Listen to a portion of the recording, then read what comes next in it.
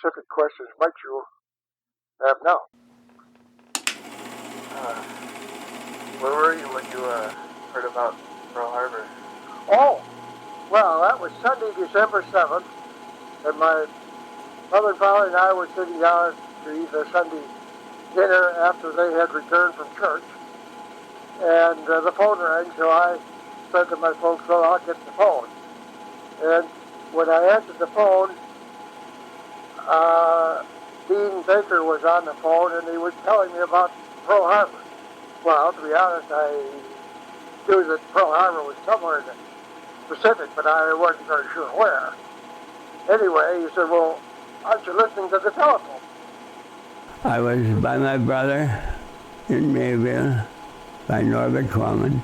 And I was eating supper when across the radio, and it said, we have just been attacked by the Japanese, and something like that they said. And that was it. Then the 26th I left. I guess it was the 26th of April. We were listening to a football game that the Packers were playing on December 7th when Pearl Harbor came. And I remember listening to the radio when they announced that Pearl Harbor was attacked. I was drafted, and I was called upon to go down to Milwaukee for a physical, and I passed because I could breathe. And therefore I knew in April that when I graduated from high school, I would be going into the Army. I said, no, we have it always off on Sunday dinner time, so it's family time.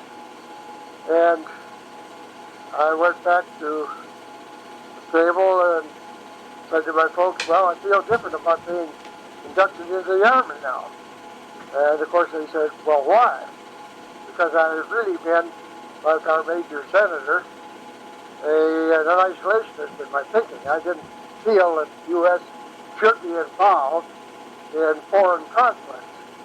Anyway, the reason I gave my folks was, well, now my country has been attacked by a foreign country, and it's my responsibility to do what I can to end the conflict.